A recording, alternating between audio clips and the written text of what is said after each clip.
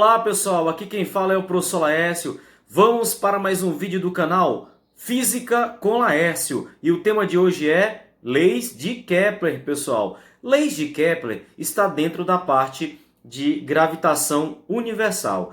E no vídeo de hoje eu vou mostrar para você tudo que você precisa para passar no Enem, caso esse tema venha cair na prova desse ano. Beleza, pessoal? Então, a gravitação universal nada mais é, do que o estudo de leis que tentavam explicar quem ocupava o centro do universo no primeiro momento. Depois, Isaac Newton criou a lei da gravitação universal e, por último, nós vamos também definir o que é a aceleração da gravidade. Beleza, pessoal? Então, na Grécia Antiga, nasceu a teoria geocêntrica, que explicava que a Terra ficava no centro do universo e os planetas, inclusive o Sol, giravam ao redor da Terra em trajetórias circulares, pessoal. Quem criou, quem idealizou essa lei, de todos os nomes dos gregos que lá estavam, eu posso citar Cláudio Ptolomeu, tá?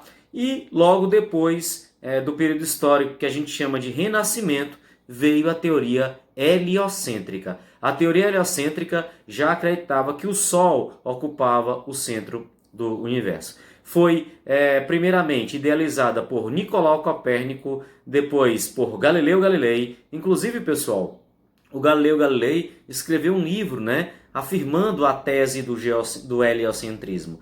Quando ele afirmou que quem ficava no centro do universo era o Sol, ele foi julgado pelo Tribunal de Inquisição. Por quê? Porque a igreja cristã da época acreditava que quem ocupava o centro do universo era a Terra e não o Sol, como disse Galileu. Pegou prisão perpétua domiciliar. E depois, já onde a igreja católica tinha perdido força, tinha nascido, fechado os tribunais de Inquisição, nascido ali os primeiros protestantes, veio alguém, para reafirmar a teoria de Galileu Galilei, que foi Kepler. Kepler, então, pessoal, criou três leis. A primeira lei de Kepler é a lei das órbitas, que afirma que todos os planetas, inclusive a Terra, giram em torno do Sol em trajetória elíptica. A segunda lei é a lei das áreas, que afirma que as áreas são proporcionais aos tempos gastos para percorrê-las. E a terceira lei de Kepler é o quadrado do período de revolução é igual a constante vezes o cubo do raio médio. Tá certo? Não esqueçam que o tempo que um planeta leva para dar uma volta em torno do Sol não depende de sua massa, depende apenas do raio, tá? Do raio médio. Beleza, pessoal? E aí um fato que chama a atenção: quando o planeta passa mais perto do Sol, a sua velocidade aumenta, portanto ele tem maior energia cinética e menor energia potencial. Quando ele está mais afastado do Sol, lá no afélio, periélio é perto, afélio é afastado. Quando ele está mais afastado lá no afélio, a sua energia cinética diminui e sua energia potencial aumenta.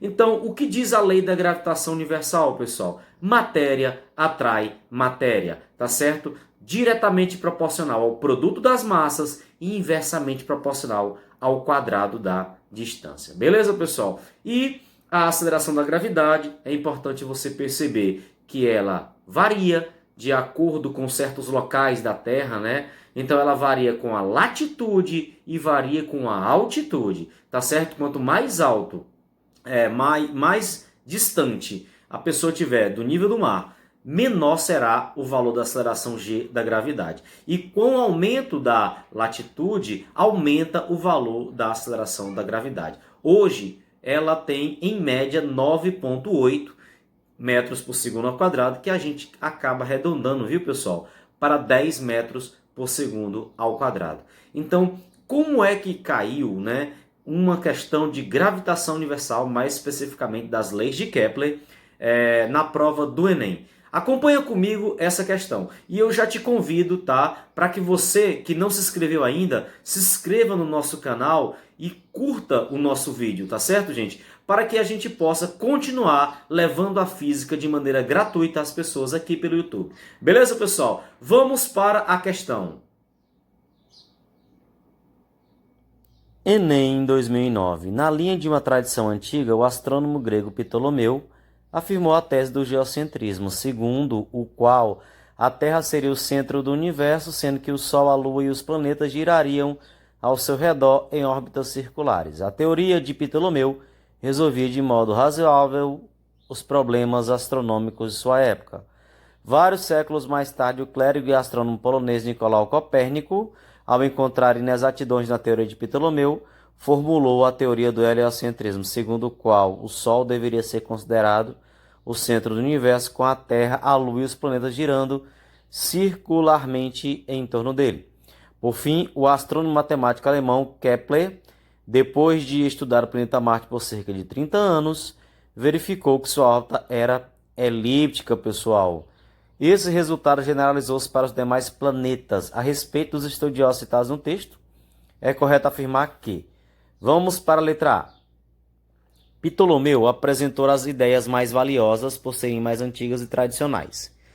Pessoal, em ciência não há esse respeito por ideias mais antigas ou tradicionais, tá? A verdade em ciência é até o momento em que uma teoria não é derrubada por outra teoria, inclusive mais recente. Se a teoria mais recente conseguir derrubar uma teoria antiga, ela passa a ser a verdade a partir daquele momento em ciência. Então não tem nada a ver com essa ideia de tradicionalismo. Letra B. Copérnico desenvolveu a teoria do heliocentrismo inspirado no contexto político do Rei Sol. Pessoal, o Rei Sol, ele já é da época, né? Aquele que disse o Estado sou eu, já é da época da centralização dos estados, né? Das cidades-estados. Isso não é da mesma época histórica que Copérnico, certo, gente? Não vamos confundir.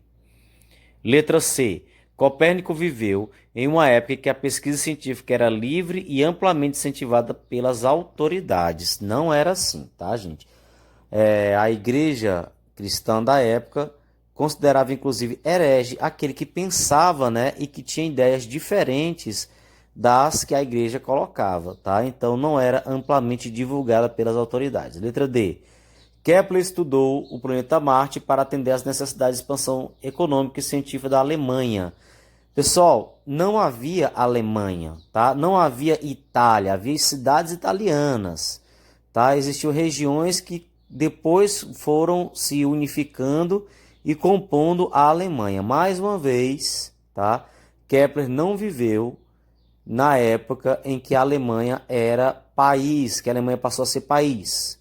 Então a resposta correta é a letra E, tá, gente? Que diz o seguinte, que Kepler apresentou uma teoria científica que, graças aos métodos aplicados, pôde ser testada e generalizada.